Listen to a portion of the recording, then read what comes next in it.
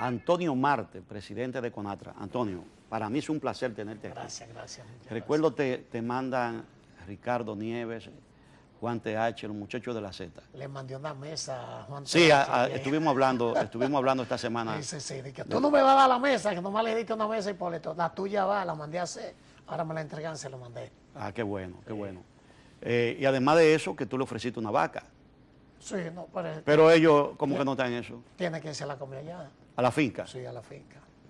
O un jabalí, o un avestruz. Es buena la carne de avestruz. Muy buena. ¿Sabe cómo el pavo? Sí.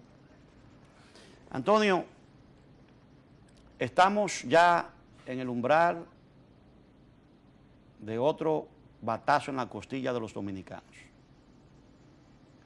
De algo que los dominicanos no tenemos culpa.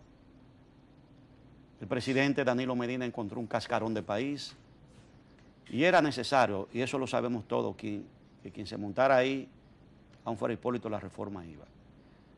Lo que sí es que todo parece indicar que los asesores del presidente Danilo Medina no entendieron, no han entendido que ahí hay cosas que van a ser sumamente inflacionarias y que inclusive podrían poner a peligrar las recaudaciones.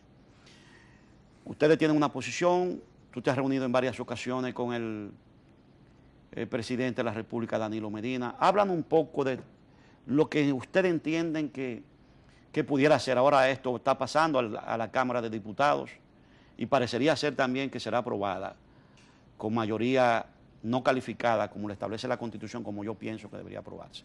Mira, lo primero es que yo digo, esta es una reforma que el país completo está en contra de la reforma. Porque tal vez si aquí se le hubiera dicho al país que se ha hecho con el dinero y el porqué de la reforma, y quienes estuvieran planteando la reforma realmente nada habían tenido que ver con el pasado, se entendería mejor.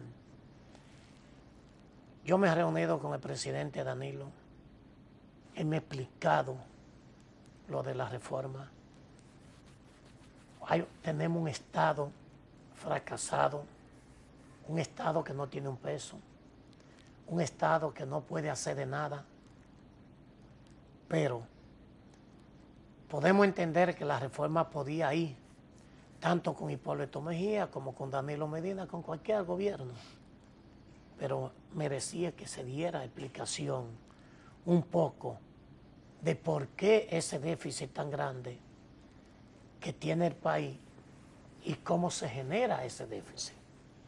Esa es la disconformidad que hay en el país.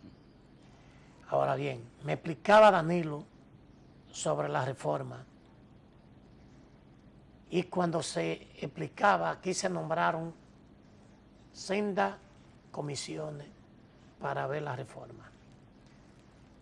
El caso de nosotros, como sector de transporte, pudimos de varias horas de discusiones también con el presidente, como 2 horas y algo, también con la comisión del presidente de la reforma, la comisión económica, 2 horas, 3 horas discutiendo, sábado, domingo, pudimos llegar a conclusiones. Perdón, pero ustedes no participaron en el Consejo Económico y Social. No, es que no somos parte de ese consejo. Nosotros lo que hicimos, nos reunimos con el presidente en el Palacio y luego nos fuimos a Hacienda con los encargados del gobierno, con Clinito Clemontá, con el Contralor General de la República, sí, con el ministro de Hacienda y otros.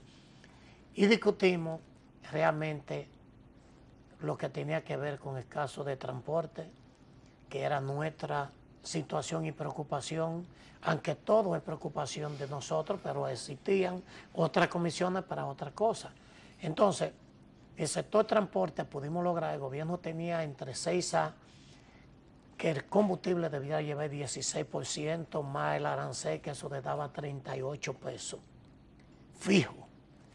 Yo le decía, señor presidente, ¿cómo es posible que le vamos a aumentar 38 pesos al combustible fijo eso va a conllevar de que vamos a tener que traspasarlo al transporte público, al usuario, y va a haber que aumentarlo. El país, usted no está haciendo un aumento general de salario para aumentar un transporte. Aquí hace 3 años y pico que no se aumenta un transporte, aunque los combustibles estén subiendo, aunque el gobierno subsidia 7 días de la semana al sector transporte, 7 días subsidiados que le venden el combustible, 43 pesos menos, 7 días.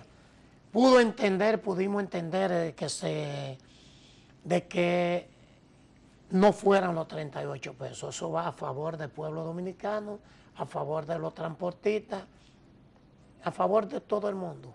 También planteamos el tema de monofásido de carbón, que era 1 peso por kilómetro. En este momento, Antonio, o después de esta reforma, se ha hablado inclusive de que hay 2 pesos de aumento fijo en el combustible. Ahí voy. ¿Para qué aumentar 2 pesos? Cuando te digo de monofásido de carbón, que era 1 peso a los vehículos viejos, eso se tumba al sector de transporte. También el aumento de la placa se tumba. Entonces, si ven, Pero el aumento de la placa para todos o para solamente el sector. solamente el sector de transporte. Solamente fue para el sector de transporte. Era para todo. El gobierno no quiso prácticamente aceptar, tumbar el aumento de la placa, y sí al sector de transporte se le quitó. Ahora bien, acordamos que de los 38 pesos se aplicaran 2 pesos para el cambio de la flotilla, de la tartalada flotilla vehicular, para que el gobierno le comprara a los choferes el tieto de carro en tanto y le diera un financiamiento por el vehículo. O sea, otro plan Renove. No, otro. Déjame decirte que el plan Renove nunca estuvo mal. Déjame decírtelo. Ahora, ¿qué pasa?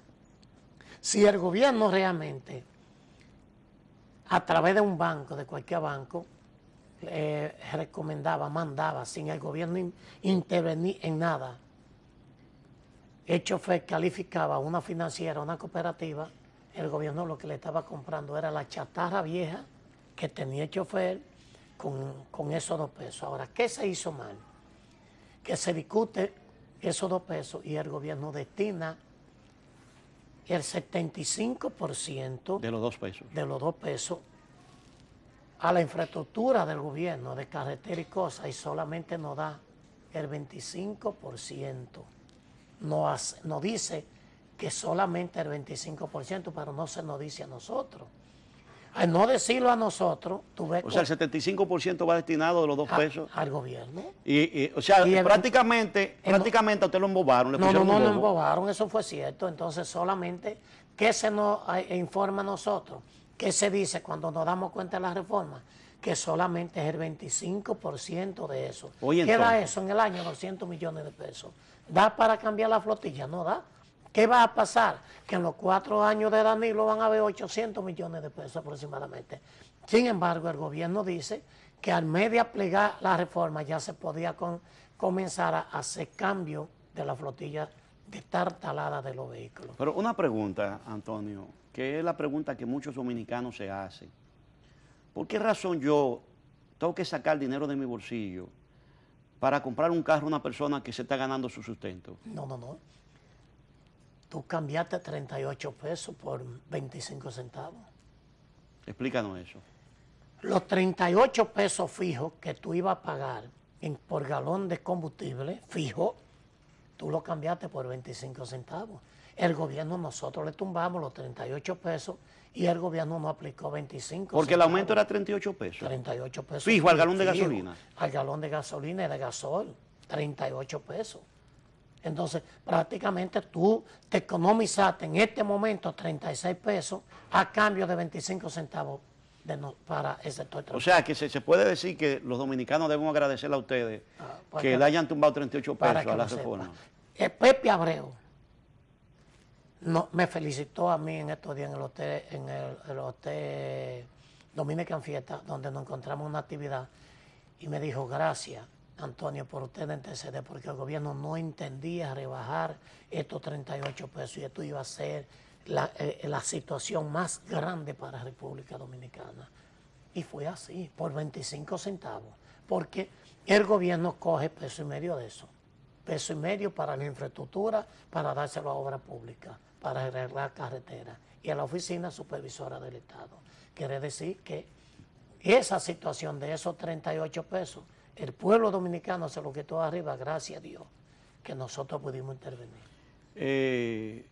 Pérez Figueroa ha llamado a una huelga, no está conforme con las negociaciones que se hicieron en Palacio con los transportistas y dice que eso va a lesionar a los dominicanos. ¿Qué tú piensas de esto? Que va a lesionar, es cierto.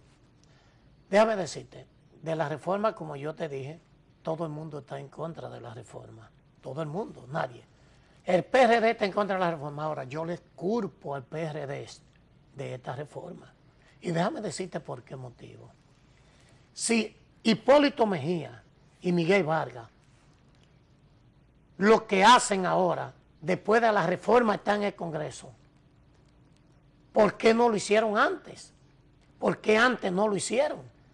¿Por qué antes ellos, antes de mandar esa reforma, no le dijeron al gobierno, se empantalonaron y al pueblo dominicano de que la reforma no se mandara, verificarla? No, lo hicieron después que la mandan. Entonces, yo digo que ¿por qué lo hacen después que la reforma está? Ya la reforma la van a aplicar en la próxima semana. Sí, claro que sí. Ya la van a aplicar y va a pasar. Y el gobierno está consciente de que van a haber serias protestas. Pero yo te pregunto a ti, Marte, después de la protesta, ¿qué? Sí, ¿Qué vamos a resolver? A eso vamos. Porque más muertos, más heridos, más cosas. Lamentablemente, entonces, eso es sí, pero lamentablemente, Antonio, muy lamentablemente, las protestas en la República Dominicana ni siquiera son consensuadas. Porque fíjate que tú estás diciendo que tú no vas a apoyar esa huelga. Entonces el sector transporte se divide. Un lado coge por otro lado y así ha pasado todo. Y los dominicanos vivimos de impunidad en impunidad. Los delincuentes de cuellos blancos que pululan alrededor de los presidentes, sobre todo estos 8 años que fueron fatídicos en materia de corrupción, engrosando sus arcas. Sin embargo, tú acabas de señalar algo sumamente importante, que nosotros no quisiéramos en la República Dominicana un 1984, porque un 1984 tenía a 3 grandes líderes, tu amigo José Francisco Peña Gómez, Joaquín Balaguer y el propio Juan Bosch. Y cualquier discurso y cualquier cosa que saliera de la boca de cualquiera de ellos era o para incendiar al pueblo o para aplacar al pueblo. Sin embargo, ahora no es así. Ahora nadie tiene esa condición de liderazgo que tenemos, ni siquiera Leonel Fernández, que actualmente es el líder más importante de la República Dominicana, por las adhesiones de poder que tiene y de los poderes tras bastidores que se cuecen en esta nación. Antonio, esto no lo pararía nadie. ¿Pero qué hacer entonces? ¿Pero qué hacer entonces? Si no le están dejando más nada al pueblo que sea tirarse a las calles. Porque no es la reforma solo, es la impunidad. Es la impunidad. Y déjame decirte, esta huelga, esta convocatoria a protesta que hace el gobierno, que hacen todos los grupos, que hacen los partidos, están detrás varios empresarios. Y yo quiero decirle a esos empresarios que saben, tú sabes que yo soy una persona que estoy dentro de los empresarios y también estoy dentro de los sindicatos, porque yo desde los años 80 y pico estoy dentro del equipo empresarial, porque he sido un empresario de República Dominicana, no tan alto como otros, pero ha sido un empresario porque tengo varios tipos de negocios que me dan la oportunidad de pertenecer a una esfera alta del empresariado. Muchos empresarios que van a apoyar esta protesta deben tener cuenta. Este país está como es muchas gasolinas regadas esperando prender un fósforo. Yo digo que yo no estoy de acuerdo con la huelga. Yo lo discutí en CONATRA O sea, ustedes van a salir ese día. Déjame decirte, es bueno que darnos cuenta de esto. El transporte sale si hay pasajeros. Si no hay pasajeros, el transporte no sale. ¿Qué busca? Un autobús de aquí a Santiago vacío. Un autobús conlleva 10,000 pesos de combustible. Y yo no voy a mandar un autobús de aquí a Santiago si no hay pasajeros. Entonces, prácticamente, pero sí como institución, nosotros como institución no nos vamos a pronunciar ni en contra ni a favor.